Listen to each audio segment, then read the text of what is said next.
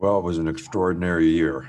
I think we made adaptations every day, and I think the players responded to that. The coaching staff responded to it in a way that allowed us, even in the game last night, when we had to make adaptations in the game, whether Smitty going down, Mechie going down, the next guys came in and played well, and really didn't skip a beat. So I think the game was actually sort of a reflection of the year in terms of the extraordinary circumstances that we had and this extraordinary job our players, our coaching staff, and everybody did making adaptations to those things, which is ability to adapt is probably a real key to being successful, especially in times like these. So just couldn't be prouder of a group of young men and a coaching staff that did a phenomenal job.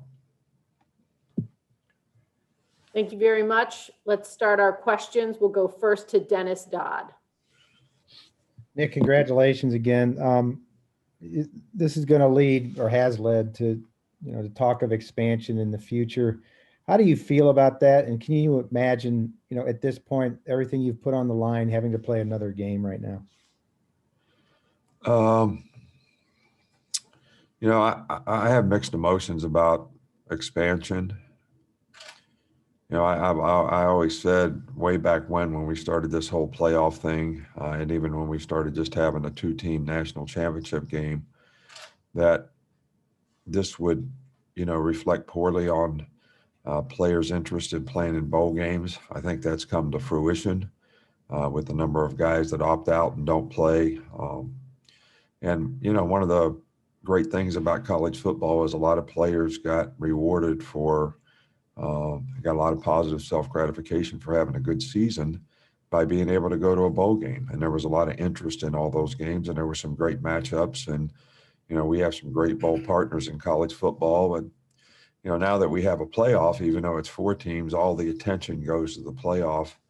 And the importance of bowl games has been minimized with fans, players. So I don't know if that's good or bad.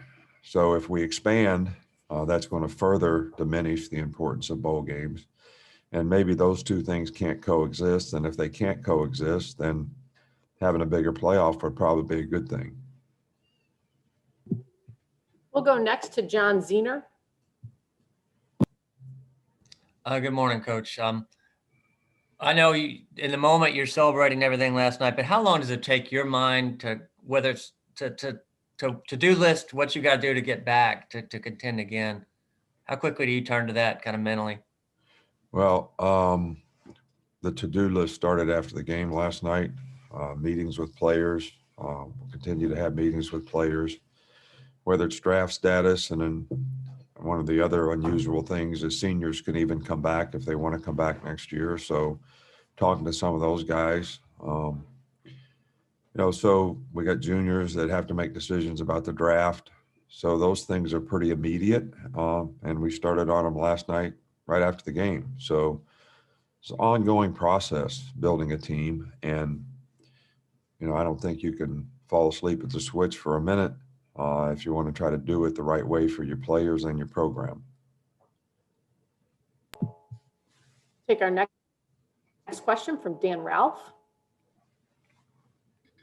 Morning, Coach. Thank you again. I wanted to ask you about what the experience for John Mechie this year was, and how you see him growing next year as a defending champion and a starter on this offense. Well, John Mechie played outstanding football for us all year. He showed a lot of grit and toughness because he's had a bad ankle for about the last half of the season. It was very difficult for him to practice.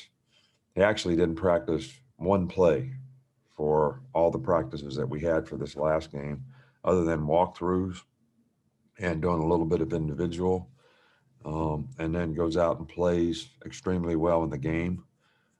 He didn't make it through the game, but I think it shows a lot of competitive toughness on his part, a lot of grit, a lot of determination, and a lot of mental toughness to be able to go through and do what he did. So, and I think all those things are going to serve him well in the future in terms of his continued growth as a player.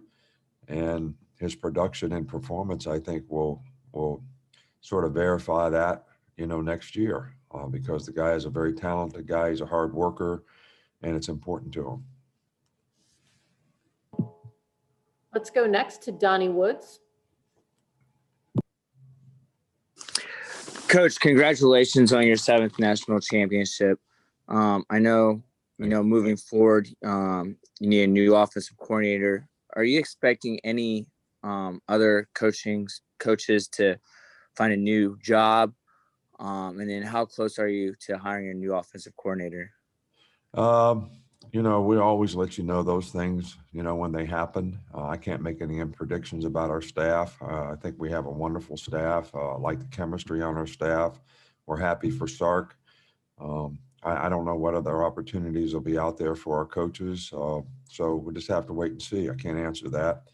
And, it's an ongoing process for us to, find the right offensive coordinator. And we're certainly in the process of doing that.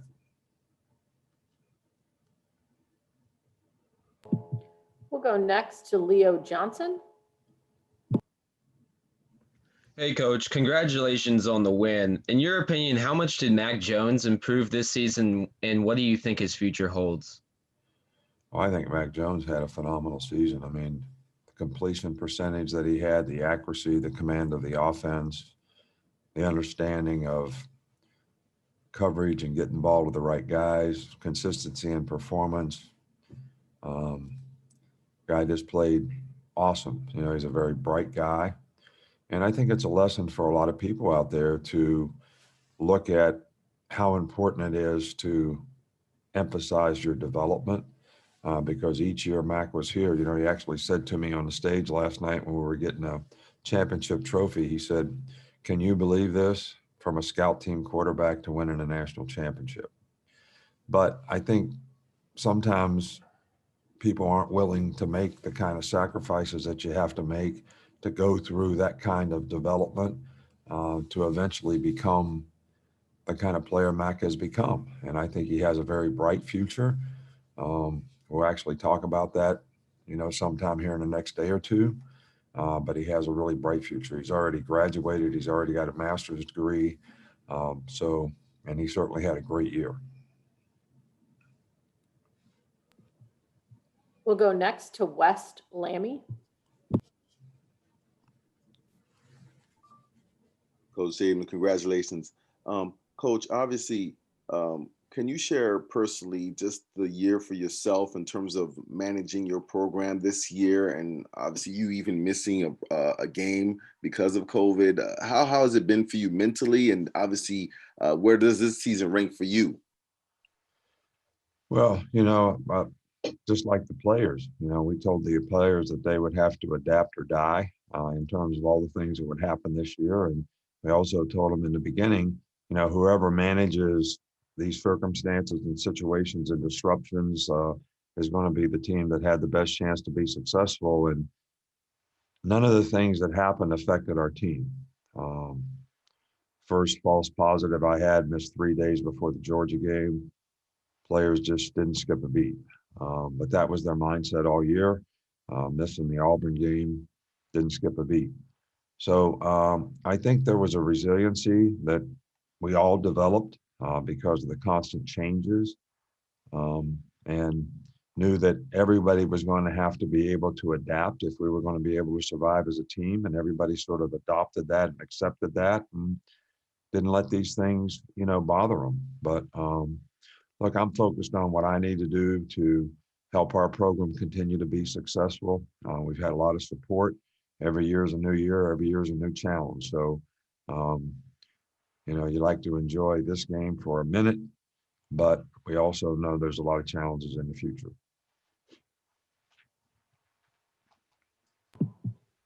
Let's go next to Susan Degman.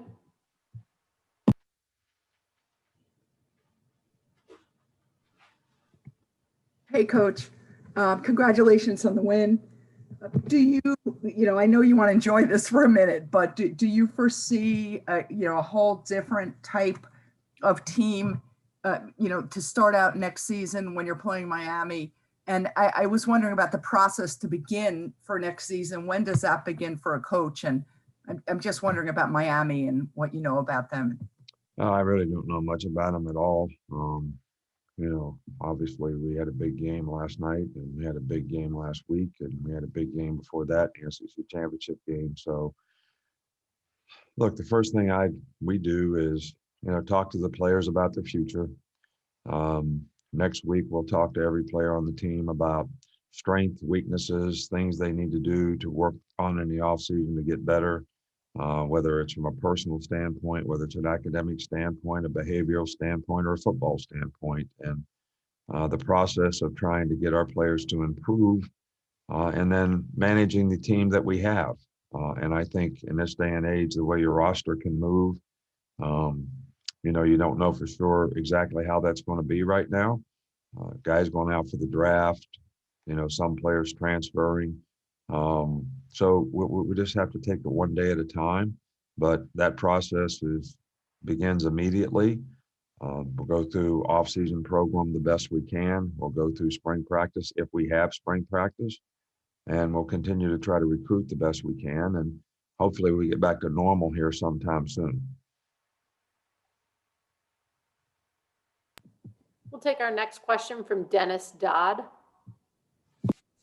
Nick, it's one thing for you to historically give these coaches jobs or a second chance in your program, but how do you explain their success? Obviously, Mike Loxley has left, Lane, Sark, Butch has a job now at Arkansas State. What has happened within that program that has allowed them to succeed? Well, I think, first of all those guys made a significant contribution to the success of the program. And in most cases, they were in a leadership role. Even Butch was a special assistant to me and was very helpful to me.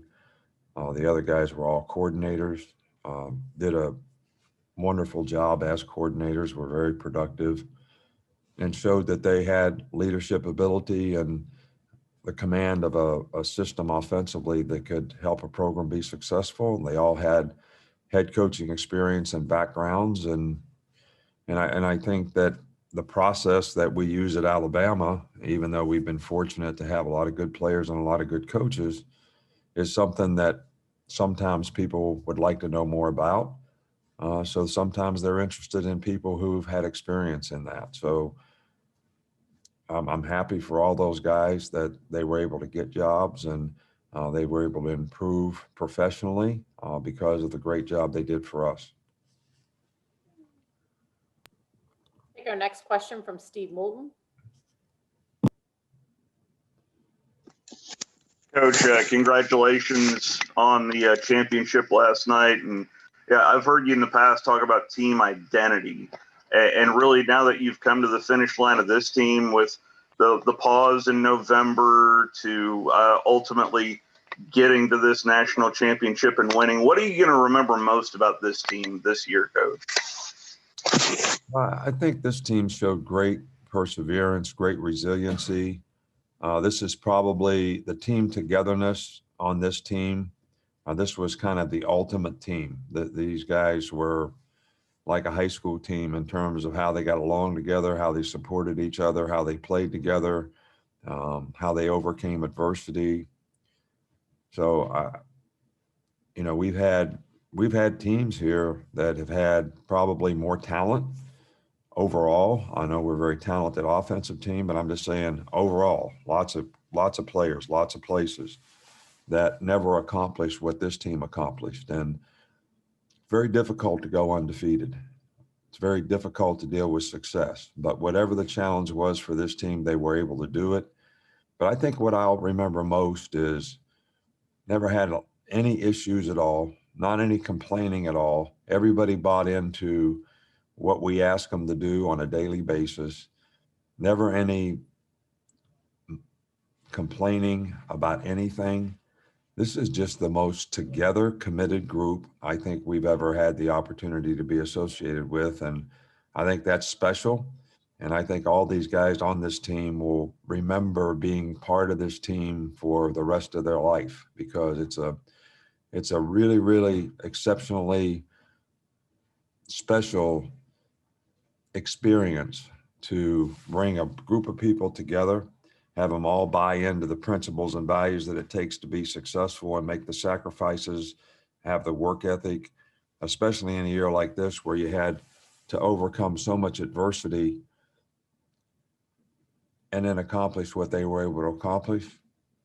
Really special. So I'm going to remember this as a very special group.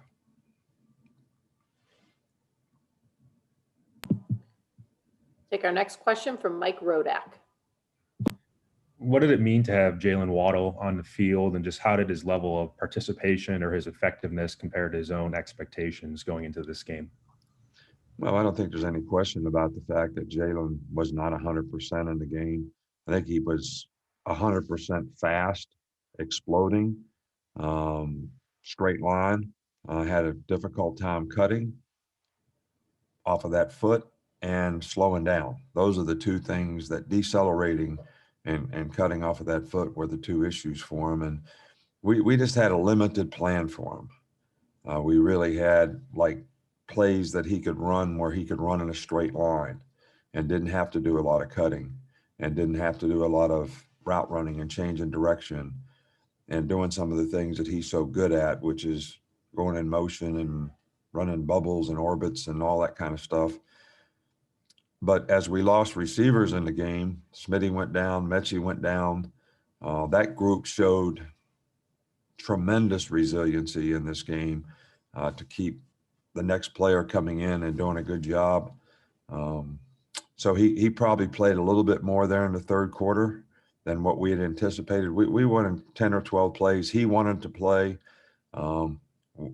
He was medically cleared to play. We knew he wasn't 100%, and he knows he's not 100%, but he thought he could contribute to the team. And I think he did in a very positive way. He had 3 catches in the game, and they were all sort of critical, type things. And, my hat's off to him I had the same injury. So I know the difficulties coming back from that.